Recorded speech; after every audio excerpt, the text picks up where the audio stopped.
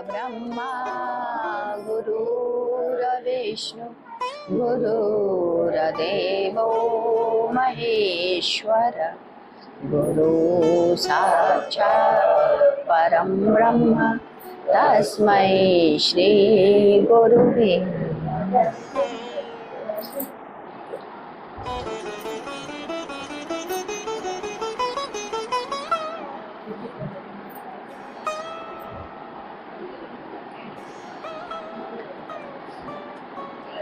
आइए चलिए पुनः हम सब उन स्मृतियों को पढ़ते हैं और देखते हैं क्या क्या कहा उन्होंने, और उन सबों को याद करते हैं कि कैसे गुरुदेव हम लोगों को पग पग पर के एक बिंदु पर समझाते हुए, बताते हुए, संभालते हुए लेके चल रहे हैं।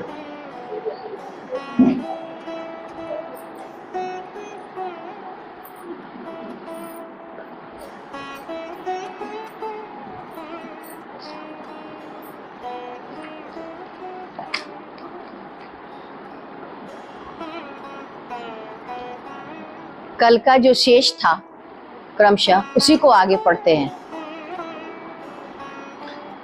गुरुदेव ने कहा, संसार में लोग ऋण देने व ऋण लेने के लिए ही जन्म लेते हैं, अतः इससे बचना चाहिए।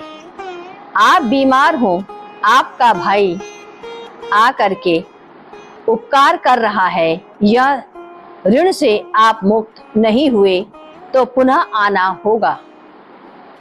दो का दिया गया और लिया गया ऋण नहीं मानते। पहला गुरु का, दूसरा पति पत्नी का। पति पत्नी में यदि पत्नी संसारी है और घोर संसार जगत में लिप्त है तो उसका उपकार भी ऋण हो जाता है और पुनः जन्म लेना पड़ता है।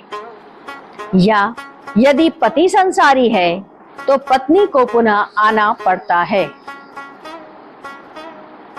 इसके बाद 28 दिसंबर मंगलवार, आज एकादशी महात्म जो 8/1/94 को होगी, उसका सफला एक नाम है, सफला एकादशी, उसे पढ़ा गया। पुनः विष्णु पुराण तथा विष्णु सहस्त्र नाम का हिंदी अर्थ के साथ पठन हुआ। पुनः साधना और कीर्तन हुआ। भगवत चर्चा के समय गुरुदेव ने कहा, उड़ीसा में लाल बेग नाम का एक बादशाह हुआ। वह बड़ा ही क्रूर था। उसके भय से लोग गांव छोड़कर भाग गए।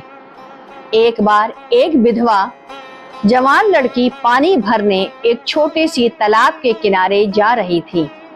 उधर से लाल बेग गुजरा। उसने लड़की को देखा। लड़की अति सुंदर थी और जवान भी थी, तो उसने उसे उठा लिया और अपने महल में ले आया। लोगों ने सोचा विधवा लड़की है, शायद दया आ जाए, लेकिन वह मुगल बादशाह था। उसने उसे बहला फुसला कर मना लिया और इस प्रकार वह लड़के की मां बन गई। लड़के का नाम साल बेग रखा गया। पिता की तरह वह भी लड़ाई और युद्ध जाता था। जवान हो ही चुका था। एक बार उसके सिर पर तलवार की एक ऐसी घात पड़ी कि सिर फट गया और सिपाही उसे उठाकर शिविर में ले आए।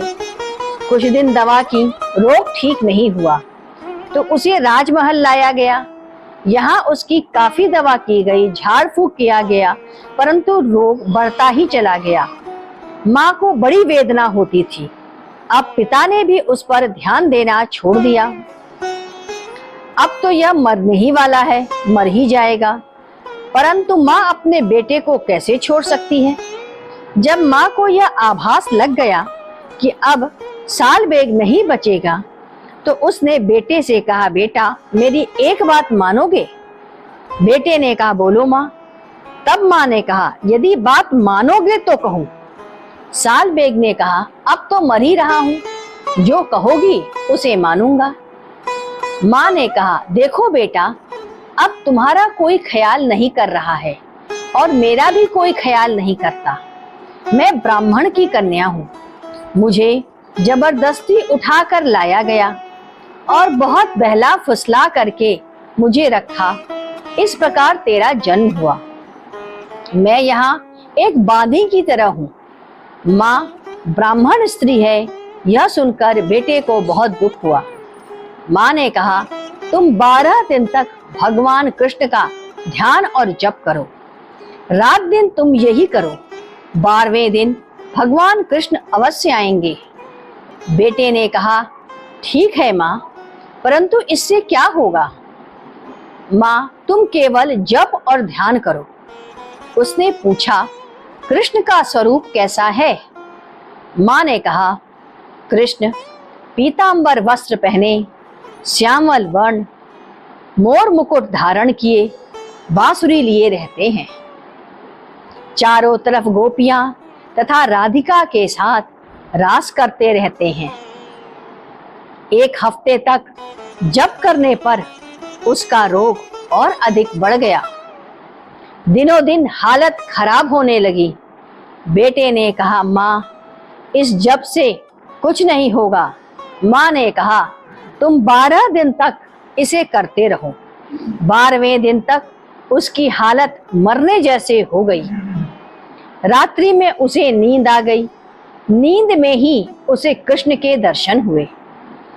उन्होंने उसे एक भभूति दी और कहा, इसे सारे शरीर में मल लो, रोग तुम्हारा ठीक हो जाएगा। वह नींद में ही विभूति लेकर के शरीर पर मलने लगा। उसका घाव ठीक होने लगा। उसने माँ से कहा, माँ देखो, मेरा रोग ठीक हो गया। और उसकी आंख खुल गई। उसने सब कहानी माँ को सुनाई। माँ ने, अब ये यहाँ से जाना चाहता हूँ। माँ ने उसे जाने की आज्ञा दे दी। वह सबसे पहले पुरी गया। बहुत दिनों तक पुरी में रहा। फिर वह दक्षिण यात्रा पर निकल गया। उसके बाद उसका पता नहीं चला। इधर उसकी माँ मर गई। संभवतः वो भी मर गया होगा, पर परलोक चला गया। आपके अंदर विश्वास व आस्था है। आप बिना किसी भेदभाव से भगवान की पूजा करते हैं, ध्यान करते हैं। आप में घनघोर विश्वास हो, आप भगवत कृपा अवश्य प्राप्त करेंगे। आप में इफ एंड बट में रह जाते हैं, आप कुछ नहीं प्राप्त कर पाते।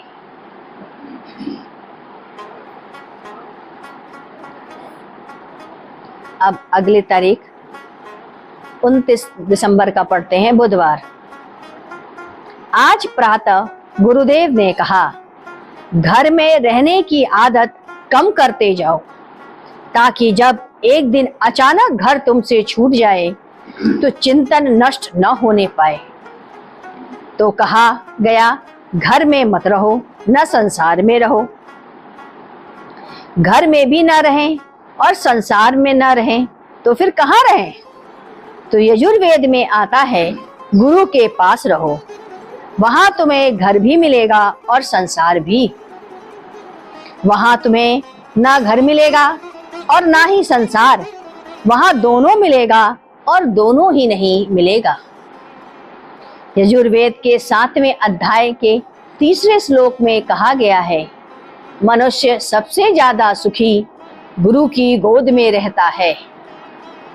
सायंकाल पंकज जी के साधु बाबा का प्रसाद आया, जिसे सभी ने आनंद के साथ खाया। इसके बाद 30/12 की गोष्ठी है।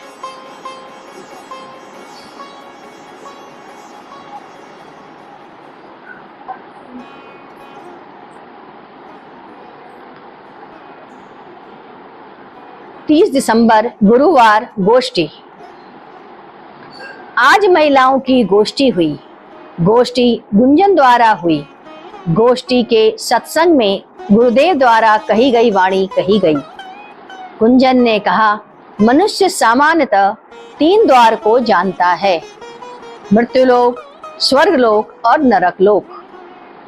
स्वर्गलोक की प्राप्ति सद्गुण के कारण होती है। मृत्युलोक यानी इस भूमंडल में इस धरा पे, इस पृथ्वी में रजोगुण से प्राप्त होता है और नरक लोक तामसिक वृत्ति के से प्राप्ति होती है। स्वर्ग में सुख ही सुख है और उसकी कामनाओं के अनुसार सभी चीजें उपलब्ध होती हैं। मृत्युलोक यानी ये धरा में सुख और दुख दोनों का चक्र चलता है। मृत्युलोक अच्छे और बुरे कर्मों का फल भोगता है और नरक लोक में सिर्फ दुख ही दुख है, जहां पाप का भोग होता है। मनुष्य इन्हीं 3 द्वारों से आता और जाता है। बहुत सत्कार्य किया तो स्वर्ग मिला, पाप किया तो नरक भोगना पड़ा। परंतु ये तीनों लोक किसी भी जीव जगत के लिए स्थायी नहीं रहते हैं। स्वर्ग लोक में भी प्रकृति की तीनों दशाएं सत, रज और तम वर्तमान होते हैं।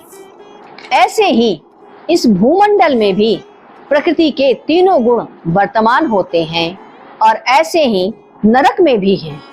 ये तीनों क्षेत्र प्रकृति से अथवा माया से पूर्णतया आच्छादित हैं। स्वर्ग की प्राप्ति परोपकार, दान, पुण्य करने से, मृत्युलोक की प्राप्ति अपने व्यक्तिगत स्वार्थ की पूर्ति एवं ममत्व के कारण तथा नरक लोक की प्राप्ति दूसरे के अहित की संभावना से। ये तीनों ही लोक में अगले लोक का पता नहीं होता। जब आसक्ति, कामना एवं संशय और अनास्था की दीवार ढह जाती है, मनुष्य में ज्ञान व विवेक जागरण होता है। जैसे अपने पढ़ाई में कोई ऊंचे दर्जे में जाता है तो नीचे का कोई संबंध नहीं रह जाता, वैसे ही इन तीनों द्वार को छोड़कर ब्रह्म द्वार की ओर बढ़ता है। यहाँ न शब्द है, न ध्वनि है, पूर्ण मौन है। ज्ञानी इस पद पर बैठकर अपने को शून्य कर लेता है। इस स्थिति में प्रवेश के बाद मनुष्य 84 लाख योनियों से मुक्त हो जाता है। जब उसकी स्वेच्छा जागृत हो जाती है तो वह किसी भी लोक में आ और जा सकता है, उतने क्षणों के लिए। वैसे तो ब्रह्म क्षेत्र भी विशुद्ध माया है, इसके नीचे की स्थिति अशुद्ध माया है। निचले स्तर पर कर्म के कारण 84 लाख योनियों में फंसता रहता है। ब्रह्म स्थिति के ऊपर आनंद व मिलन की स्थिति है, प्रेम का निनाद है। जहाँ प्रेमी मोक्ष की भी कामना नहीं करता, वह प्रेम और मिलन के लिए चल पड़ता है। यही कृष्ण और किशोरी की स्थली है। निचले 3 दरवाजों में प्रेम कहीं नहीं रहता, बल्कि मोह रहता है, स्वार्थ रहता है। माँ बेटे से प्रेम नहीं करती, बुढ़ापे का सहारा खोजती है। पत्नी पति का आश्रय स्वार्थवश खोजती है, कहीं प्रेम नहीं होता। स्वार्थ व आसक्ति को हमने प्रेम मान लिया है। ब्रह्म स्थिति में हम शुष्क भले ही हो जाएं, कोई इसे वैराग्य भी कह देते हैं, परंतु वास्तविक प्रेम वैराग्य के बाद ही प्रारंभ होता है, जिसमें मोह नहीं, आसक्ति नहीं, जिसमें देना ही देना है, आनंद ही आनंद है। इसे योग शास्त्र में कैवल्यातीत की स्थिति भी कहते हैं।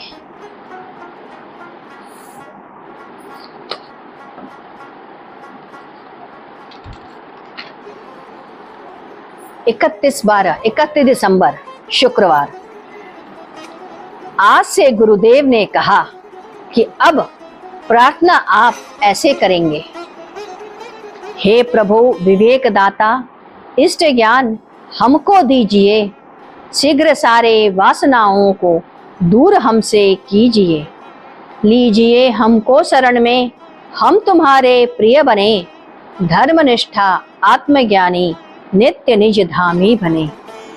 आरती के प्रारंभ में विष्णु शरणम गच्छामि, कृष्णम शरणम गच्छामि, रामम शरणम गच्छामि, शिवम शरणम गच्छामि, सर्वेश्वरम शरणम गच्छामि, ये कहा जाएगा।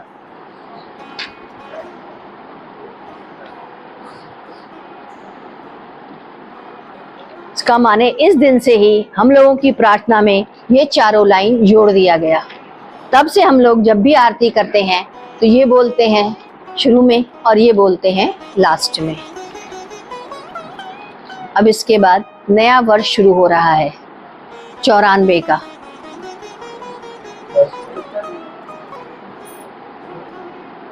इसी को हम लोग मनन करते हुए, चिंतन करते हुए, सुनते हुए जिंदगी में आगे की तरफ बढ़े, हमारा विवेक जगा रहे, सद्ज्ञान जगा रहे और हम सब ऐसे ही अच्छे रास्ते की तरफ चलते रहें। बोलिए सद्गुरुदेव महाराज की जय। ओम गुरुभ्यो नमः। श्री